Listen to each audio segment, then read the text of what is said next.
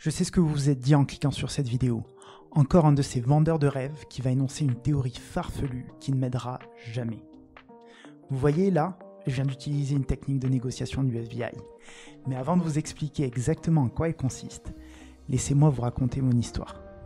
En 2018, je me suis lancé en freelance dans le développement d'applications mobiles. Et quand je me suis lancé, j'avais peur.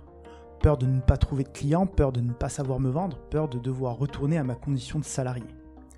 Jusqu'au jour où l'algorithme de YouTube m'a recommandé une vidéo de Chris Voss, ancien négociateur du FBI. Au bout de quelques minutes à regarder l'interview, je n'ai pas pu m'empêcher de me poser cette question. Qu'est-ce que négocier avec des terroristes et des braqueurs de banque pourrait avoir en commun avec le fait de négocier mes prestations de freelance ?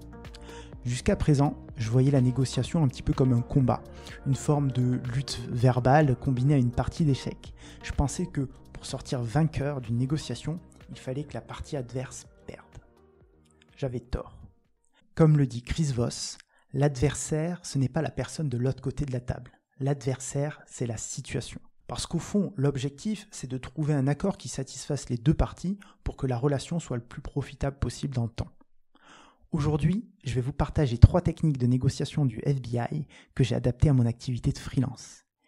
Et restez jusqu'à la fin, car je vais vous partager une méthode pour répondre à la fameuse objection « Vous êtes trop cher ».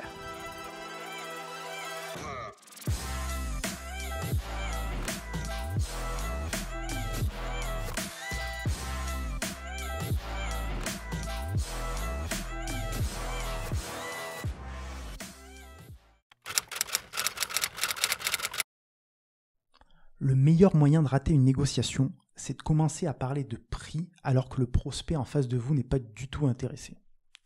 Pour vous en assurer, vous pouvez poser cette question. Si on parvient à s'entendre sur un prix, est-ce qu'une collaboration entre nous vous semble déraisonnable ? Formulez des questions qui vont amener votre interlocuteur à répondre non plutôt que oui. Pour cela, j'ai utilisé le mot déraisonnable plutôt que raisonnable. Car comme le dit Chris Voss, souvent, le oui réveille en nous la peur de s'engager, alors que le non est protecteur. D'ailleurs, je suis sûr qu'on a tous eu des expériences terribles avec des télévendeurs essayant de nous faire dire 14 fois oui pour nous vendre un produit dont on n'a pas besoin, en nous posant des questions du genre « Est-ce que vous buvez de l'eau ?»« Bah oui, tu m'as pris pour un cactus au milieu du désert ou quoi ?»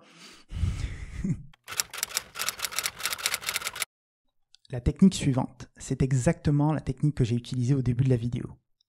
C'est la même technique qu'utilise Eminem lors de sa battle de rap dans 8 Mile. Elle consiste à dire tout le mal que ce que votre interlocuteur peut penser de vous, afin d'en diminuer les effets.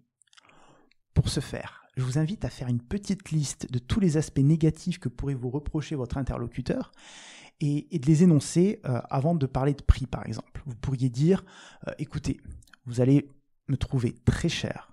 Je vais vraiment vous paraître égoïste, mais mon prix est de 500 € par jour.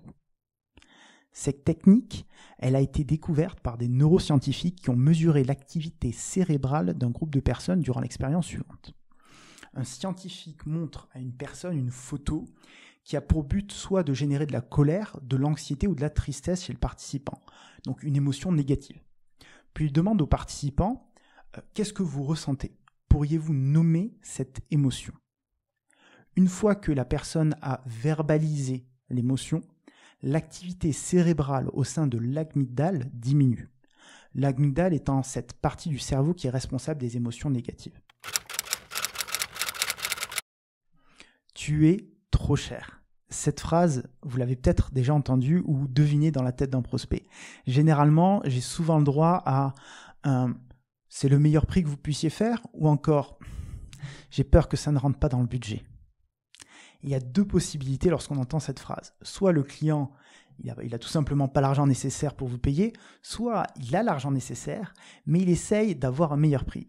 Et au fond, on ne peut pas vraiment lui en vouloir puisqu'on essaie de faire la même chose à ce moment-là. La première chose à faire, ce n'est certainement pas de justifier son prix ou d'attaquer la personne en face de vous. La première chose à faire, c'est de faire preuve d'empathie. Par exemple, en décrivant la situation dans laquelle se trouve votre interlocuteur. Écoutez, je vois bien que vous êtes dans une position difficile parce que vous avez un budget à respecter, certainement que votre hiérarchie, elle vous met une pression pour atteindre certains objectifs, et en plus de cela, vous devez trouver le freelance le plus compétent pour ce projet. c'est là que généralement, une fois que vous avez bien décrit sa situation, vous allez entendre ces 3 mots magiques. C'est ça, exactement. C'est uniquement à ce moment-là que vous pouvez faire valoir vos arguments. Car une personne qui se sent écoutée a plus de chances de prêter attention à vos propres arguments. Et vous pouvez, par exemple, poser cette question, une fois que vous avez entendu ces fameux mots magiques. Comment est-ce que je peux accepter de baisser mon prix et entamer une relation avec vous sur le long terme lorsque d'autres clients sont prêts à payer ce prix-là? Dites-moi, entre nous, est-ce que vous trouvez mon prix si ridicule que ça? Généralement, si la personne a vraiment envie de travailler avec vous, elle va essayer de trouver des solutions, quitte même à aller négocier avec sa propre hiérarchie pour vous obtenir un meilleur prix. Bien entendu, ces techniques-là, elles ne vont pas faire des miracles, parce que bien qu'on puisse négocier avec les gens, on ne peut pas négocier avec leur portefeuille. J'espère que cette vidéo vous a plu. N'hésitez pas à exploser les pouces bleus, à partager cette vidéo avec un ami qui en a peut-être besoin. Et je vous invite à vous inscrire à ma newsletter 7 conseils pour cartonner en freelance. Vous pouvez aussi regarder les liens de toutes mes formations et mes accompagnements que je propose pour les indépendants en description de la vidéo.